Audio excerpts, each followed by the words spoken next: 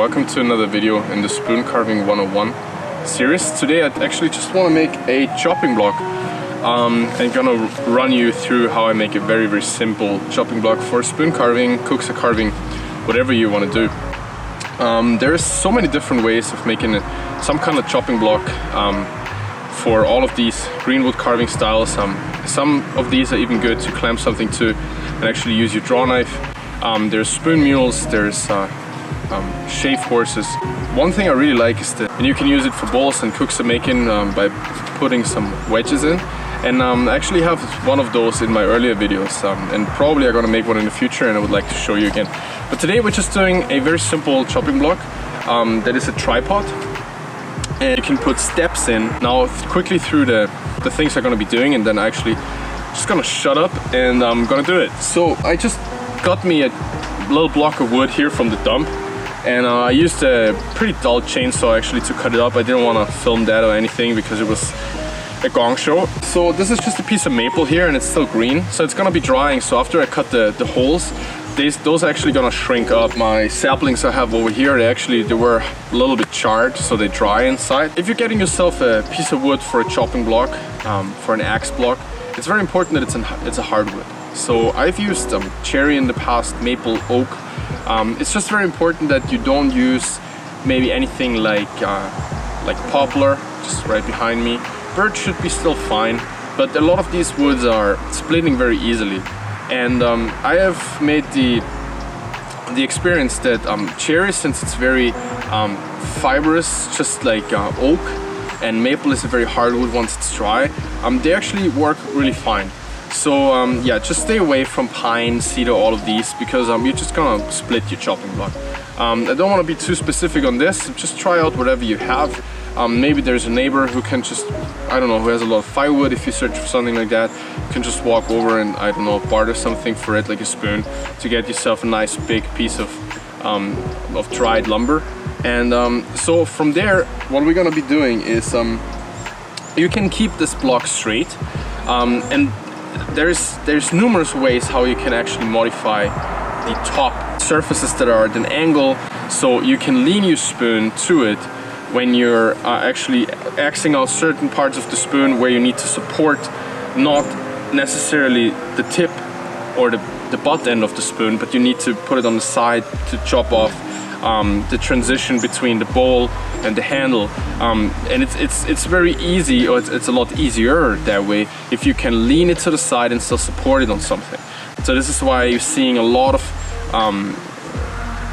chopping blocks with all kind of angles and steps to it. So I'm gonna be doing a chopping block that has just about a 5-inch step in it, and actually I might put another little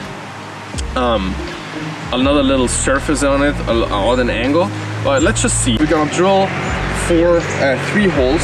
It's important as a tripod, because the tripod is always standing somehow sturdy. And another thing that's important is the height of your chopping block is about the height of your hip. And I'm actually grabbing one of my axes here, and you see me chopping, you see that the extension of my chopping motion, where I'm getting a nice cut. So if my chopping block is too high, I'm starting to work up here, which is really strenuous for your arm and for your shoulder. If it's lower than that, you're gonna start bending over, and you're gonna get really fatigued in your lower back, or you're gonna take a funny posture. So the chopping block is maybe ending just the upper thigh. You know, it's really individual. Just try something out. Leave the legs a little bit longer first, so that you always have the opportunity to shorten them.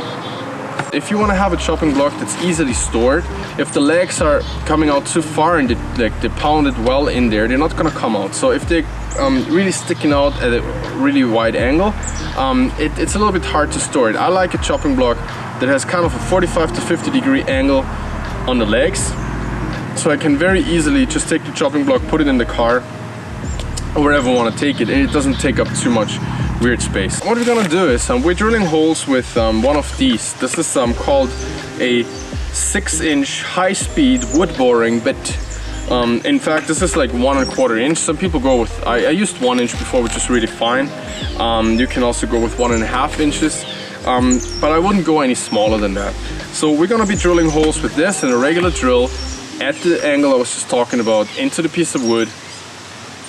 and then we're gonna just taper with an axe and a knife our saplings, so our branches, in a way that we can just pound them into those holes. And after a while you might realize that one of the components, either your chopping block if it's not perfectly dry, or your legs if they're not perfectly dry, they might get a little bit loose. You can just pound them in a little bit further, so you might want to leave your legs a little bit longer. Ideally, all of the components are dry, but in my situation that's just not happening. This chopping block is pretty wet still, my legs are pretty dry, so what might happen is just that the chopping block is actually shrinking, the holes are shrinking around the legs, so it's gonna be perfect. But I like winging the stuff, you know, you can prepare yourself a little better than that maybe, and it's all gonna be fine in the end anyways, you know. I just found one of these here in my friend's house. This is just a carpenter's angle, so I'm gonna be putting this on the bottom, and I'm just gonna be reading off here where I actually want to put, what angle I want to put those. One of these comes in pretty handy. If not, you can just aim, you know, like getting the half, pretty much the half 90 degrees, a little bit steeper than that maybe, and you're pretty much fine to go. So this is what we're gonna do. Thank you very much for watching already, and just enjoy the rest of the video. You guys rock, thanks for the support, and I'm gonna see you next time. Cheers.